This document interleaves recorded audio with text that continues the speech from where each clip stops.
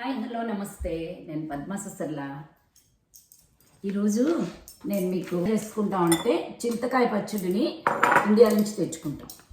పచ్చడి అంటే మొత్తం పచ్చడి అంతా చేసేసి తెచ్చుకుంటారు. నా ఫ్రెండ్స్ చాలామంది చింతకాయ పచ్చడి చేసేస్తారు. అంటే విజయవాడ సైడ్ వాళ్ళందరూ పట్టడం అంటారు, పచ్చళ్ళు పట్టడం అని. ఆ పచ్చళ్ళు, చింతకాయ పచ్చడి కూడా అందులో కారం అన్నీ వేసేసి తెచ్చుకుంటారు. మేము అలా చేసుకోమన్నమాట. చింతకాయలను ఏం చేస్తారంటే దంచేసి ఉప్పు పసుపు వేసి దంచేసి జాడీలో పెట్టేస్తారు. అది సంవత్సరానికి ఉంటుందన్నమాట. దాన్ని ఇలా తెచ్చుకుని మాకు ఇలా కొరియర్లో పంపిస్తుంది. నాకు దాన్ని ఇలా తెచ్చుకుని ఎప్పుడు కావాలంటే అప్పుడు మేము పచ్చడి చేస్తాం. మరి ఎంతమంది తెచ్చుకుంటారో నాకు తెలీదు. ఒకవేళ మీరు తెచ్చుకున్నా మీ పచ్చడిలో కూడా కారం వేస్తారా, ఇంకేం వేస్తారో నాకు ఐడియా లేదు. కానీ కారం వేసినా కూడా మళ్ళీ మీరు ఇలా చేసుకోవచ్చు. మరి ఇంకా అందులో వేరే ఏం కలుపుతారో నాకు ఐడియా లేదు. మేము చేసే పద్ధతి మీకు చూపిస్తున్నాను. ఇవాళ ఇప్పుడు కావాల్సినంత చింతకాయ నాకు ఎంత కావాలో అంత, దీంతో ఒక 2 గరిటెలు తీసుకున్నాను. చాలా పుల్లగా ఉంటుంది కదండి. ఆ చింతకాయకి తగినంత కారం, కొబ్బరి అన్నీ పడతాయి. దీనికి పచ్చి కొబ్బరి, ఇక్కడ మాకు ఫ్రోజన్ కొబ్బరి దొరుకుతుంది కదా, అది 1 2, ఇంకా కాస్తే ఇంకొక స్పూన్ కూడా వేసుకోవచ్చు. 3 స్పూన్లు కొబ్బరి వేసాను. పదార్థాలు: చింతకాయ పచ్చడి, నిలవకి ఉప్పు పసుపు వేసి దంచుకున్న చింతకాయ పచ్చడి తొక్కు అది తీసుకోవాలి. దాంట్లో కొబ్బరి వేయాలి. ఇప్పుడు పోపు వేసి ఆ పోపుతోటి ఇదంతా కలిపి రుబ్బుకోవాలి. పోపు వేయించుకుందాం. కావాల్సిన పదార్థాలు: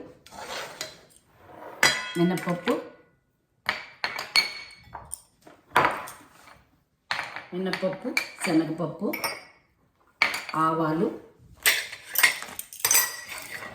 పచ్చిమిరపకాయలు. వీటిలో పచ్చిమిరపకాయలు, ఎండుమిరపకాయలు చెరిసగం వేస్తే బాగుంటుంది అన్నమాట.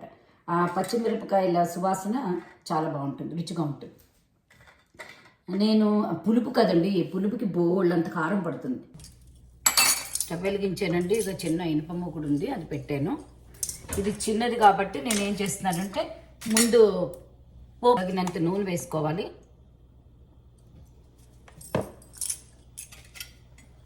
ఈ గరిటెతోటి ఒక 3 స్పూన్లు, ఇది పెద్ద స్పూను, దీంతో 3 స్పూన్లు మినపప్పు, 3 స్పూన్ల శనగపప్పు, 1 స్పూన్ కన్నా ఎక్కువ ఆవాలు.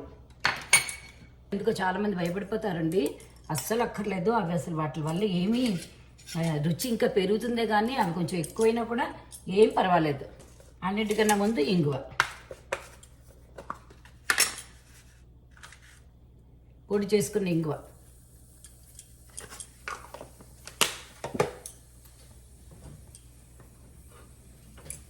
శనగపప్పు, చింతకాయ కొబ్బరికాయ పచ్చడి, మామిడికాయ కొబ్బరికాయ పచ్చడి, టమాటా పప్పు, వీటిలన్నింటిలోనండి చిన్న లేత పచ్చిమిరపకాయలు పక్కనే పెట్టుకుని కొంచెం పచ్చడి అన్నం తింటూ ఇలా పచ్చిమిరపకాయలు కొరుక్కు తింటే భలే రుచిగా ఉంటుందండి. పచ్చిమిరపకాయలు కారం ఉండవు, ఒక్క సీజన్లో వస్తాయి. చాలా లేతకాయలు ఉంటాయి. అసలు తింటే మేమైతే మా చిన్నప్పుడు మా మాయ కొడుకులు అందరం పోటీలు అన్నమాట.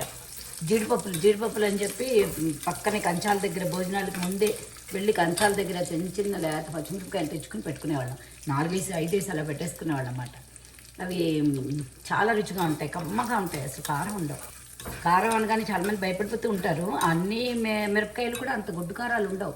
కొన్ని ఎండుమిరపకాయలు ఒక్కోసారి ఇప్పుడు ఎన్ని రకాల కంపెనీలు వస్తున్నాయో, అదంతా మంచి కాశ్మీరీ చిల్లీ మిరపకాయలు దొరికాయి నాకు, ఎండుమిరపకాయలు. అవి ఎంత కమ్మగా మంచి రుచిగా కారం ఉంటుంది, కానీ గొడ్డు కారం ఉండదు. ఇప్పుడు కొన్ని మన ఈసారి మళ్ళీ దొరికాయి, అవి కొంచెం కారంగా ఉన్నాయి. ఇవి చూడ్డానికి ఇంత చిన్నగా ఉన్నాయి కానీ కారంగా ఉన్నాయి. ఈ శనగపప్పు మినపప్పు కొంచెం వేగుతుండగా ఆవాలు వేసాయి. ఇంగువ, మినపప్పు, శనగపప్పు, ఆవాలు. నేనేంటంటే ఇది కొంచెం చిన్నగా ఉందని చెప్పి 2 తర్వాత వేస్తాను అన్నమాట. ఇందులో వేసిన వేగిపోతాయి. తర్వాత కొంచెం నూనె వేసి అవి వేయించుకుందాం. ఈ చింతకాయతోటి పులుసు చేస్తారు తెలుసా మీకు? చాలామందికి తెలిసే ఉంటుంది. తెలియని వాళ్ళకి లేత చింతకాయలు కార్తీక మాసంలో అయినా ఎక్కువ వస్తూ ఉంటాయి అన్నమాట. అప్పుడే సీజను. లేత లేత గింజలు లేని చింతకాయలు వస్తాయి. ఉపవాసం ఉన్నప్పుడు మా అమ్మగారు ఎక్కువగా చింతకాయ పులుసు, పప్పు చింతకాయ పులుసు, కొత్తిమీర వంకాయ కూర, కూర ఇవన్నీ కొంచెం ఒక సెట్ అలా అన్నమాట. ఓ వారం అలా ఆ సెట్ అంతా అలా ఉండేవారు అనమాట.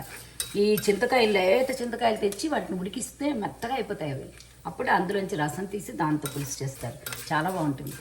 మళ్ళీ లేత చింతకాయలు పచ్చడి అండి, ఏం చేయకుండా అలా కొత్తిమీర పచ్చిమిరపకాయ వేసి దంచేసుకోవడమే.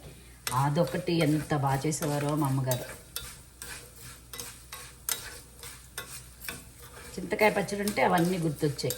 ఒక్క చింతకాయ పేరు పచ్చడి చెప్తే నాకు అన్నీ గుర్తొచ్చాయి. కొన్ని మిస్ అయిపోతుంటాం కదా ఇక్కడ మేము. లేత చింతకాయలు ఎక్కడ దొరుకుతాయి, దొరకవు. అలాగే దూట దొరకదు, చాలా దొరకవు. మా ఊళ్ళో దొరకవు, కొన్ని ఊళ్ళల్లో దొరుకుతాయి. ఇదో బాగా దోరగా చాలా బాగా వేగిపోతుంది ఇది.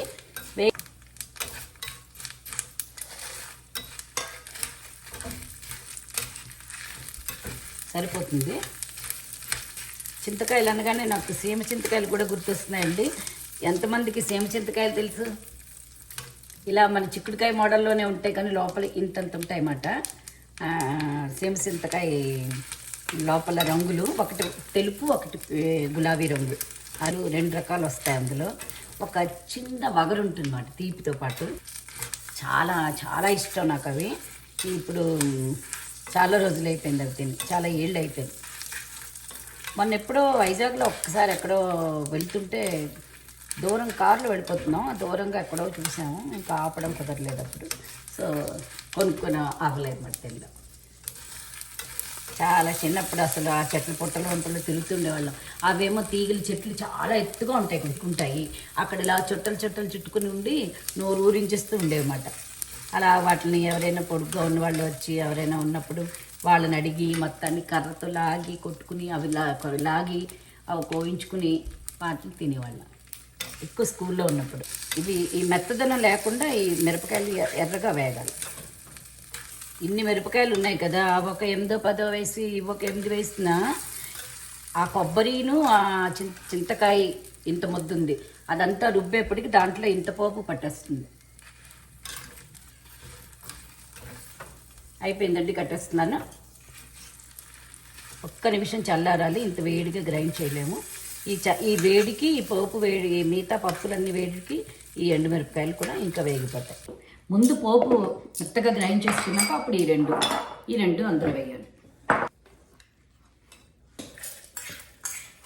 కావాలంటే కొంచెం పోపు వెనక్కి ఇలా ఉంచుకుని ఆఖరిని మళ్ళీ కలిపితే కూడా కరకరలాడుతూ బాగుంటుందండి. అలా ఇష్టం, మేము అలా కూడా చేస్తుంటాం. ఇది ముందు ఇది గ్రైండ్ చేస్తున్నాను. దీంట్లోకి తగినంత ఉప్పు చెప్పలేదు కదా అని ఒకసారి ఎప్పుడైనా మర్చిపోతే ఉప్పు వేసుకోవడం మానకండి. మా ఫ్రెండ్ ఒకసారి అలాగే చేసింది. ఎప్పుడో తన పెళ్లి కాకముందు ఏదో చాలా ఏళ్ళ క్రితం నన్ను రెసిపీ అడిగి నేను ఉప్పు చెప్పకపోతే ఉప్పు వేయకుండా చేసానని చెప్పింది. అదేంటి అంటే నువ్వు చెప్పలేదు కదా అంది. ఉప్పు చెప్పడం ఏంటి అనుకున్నాను నేను, ఉప్పు ఎలాగో వేసుకుంటారు కదా అని. సో ఉప్పు తగినంత. చింతకాయలో కూడా ఉప్పు ఉంటుంది. అసలు ఇది వేయడమే నాకు ఇప్పుడు భయం వేస్తుంది. ఉప్పు అక్కర్లేదన్నమాట. మా చింతకాయలు ఉప్పు వేసి దంచిన చింతకాయలు అవి. వేయించుకున్న పోపు అంతా మెత్తగా పొడిలాగా అయిపోయింది. ఇప్పుడు ఇందులో ఈ చింతకాయ కొబ్బరికాయ వేస్తున్నాను. అందులోనే పసుపు,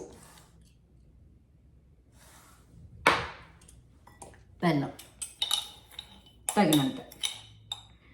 కొంతమంది తీపి ఇష్టం ఉండదు అంటారు కానీ పుల్లటి వస్తువులో తీపి బెల్లం వేసినా అసలు తెలీదు. ఆ పులుపుకి ఈ పులుపు విరుగుతుంది అంటారు. అంత పులుపు ఉండకుండా సమానంగా అవుతుంది అన్నమాట. అందుకని బెల్లం వేసుకోండి. ఇంకొంచెం బెల్లం పడుతుంది అన్నమాట. చింతకాయ పులుపు అంటే ఇంక చెప్పాలా, నేను వేసిన కారం కూడా ఇంకా పడుతుంది. ఇంకో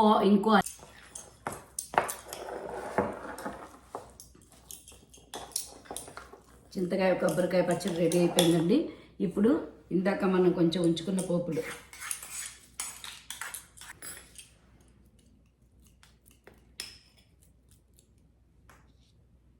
చింతకాయ కొబ్బరికాయ పచ్చడి.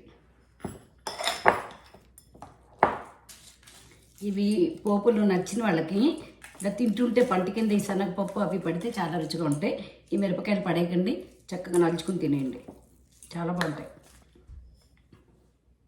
చింతకాయ కొబ్బరికాయ పచ్చడి.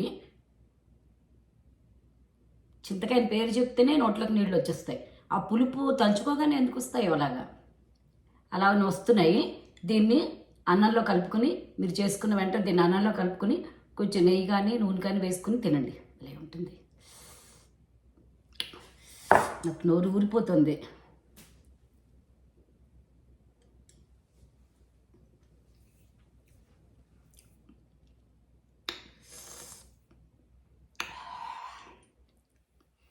పుల్లపుల్లగా, కారం కారంగా, చిన్న పిసరు అక్కడక్కడ తీతీగా.